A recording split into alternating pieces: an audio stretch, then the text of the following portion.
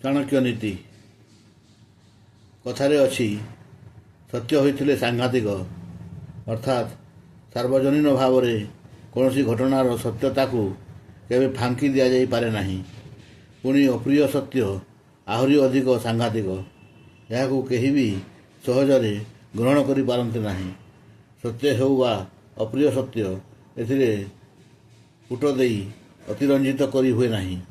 ସତ୍ୟ ନିଷ୍ଠୁର, ଚିରନ୍ତନ, ସାର୍ବଜନୀନ। ସତ୍ୟର ଅପଳାପ କରାଯାଇପାରେ, କିନ୍ତୁ ତାହାକୁ ଅବଦମିତ କରି ବା ଲୁକାୟିତ କରି ରଖାଯାଇପାରେ ନାହିଁ। ସାତ ତାଳ ପଙ୍କ ଭିତରୁ ବି ସତ୍ୟ ଉକୁଟି ଉଠେ। ଭାରତୀୟ ରାଜନୀତି, ପ୍ରଶାସନ, ଅର୍ଥନୀତି, ସାମାଜିକ ଶାନ୍ତି, ସ୍ଥିରତା, ସୁସ୍ଥ ସମାଜ ଗଠନ କ୍ଷେତ୍ରରେ ମହାଜ୍ଞାନୀ ଦିବ୍ୟଦ୍ରଷ୍ଟା ଚାଣକ୍ୟଙ୍କ ଭୂମିକାକୁ ଅସ୍ୱୀକାର କରାଯାଇପାରିବ ନାହିଁ। ତାଙ୍କ ଜୀବନର ପ୍ରତ୍ୟେକଟି ଘଟଣା ଥିଲା ସତ୍ୟ ଉପରେ ଆଧାରିତ। ଏକ ଅପ୍ରିୟ ସତ୍ୟ ଏବଂ ଅପ୍ରୀତିକର ଘଟଣା ବଦଳାଇ ଦେଇଥିଲା ତାଙ୍କ ଜୀବନର ଗତିପଥ।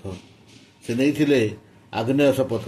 ନିଜ ଶପଥକୁ ସାକାର ରୂପ ଦେଇ ସେ ସମଗ୍ର ବିଶ୍ୱକୁ ସ୍ତବ୍ଧ ଚକିତ କରି ଦେଇଥିଲେ।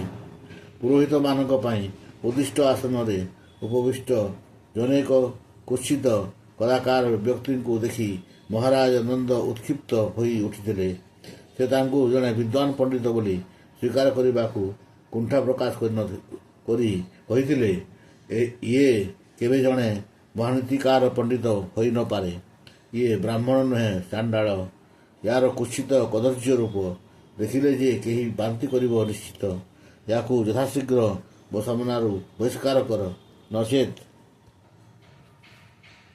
ମହାରାଜ ନନ୍ଦଙ୍କର ଘୃଣାଭରା ଅପମାନଜନକ କଥା ସେଦିନ ଛାଣିତ ଶେଳ ପରି ବିଦ୍ଧ ହୋଇଥିଲା।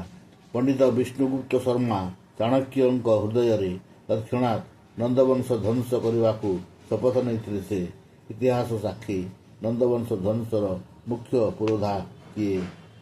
ସେହି ମହାଜ୍ଞାନୀ ମହାପଣ୍ଡିତ, ପ୍ରଚଣ୍ଡ ପ୍ରତିଭାଯୁକ୍ତ, ଅପ୍ରତିଦ୍ୱନ୍ଦ୍ୱୀ ରାଜନୀତି ବିଶାରଦ, ଅର୍ଥନୀତିଜ୍ଞ, ସମାଜ ସଂସ୍କାରକ କୌଟିଲ୍ୟ ବା ଚାଣକ୍ୟଙ୍କ ନୀତି ଆଦର୍ଶର ପ୍ରାସଙ୍ଗିକତା ଏବେ ମଧ୍ୟ ଆବଶ୍ୟକ ହୁଏ ଆମ ଭାରତୀୟ ସମାଜରେ।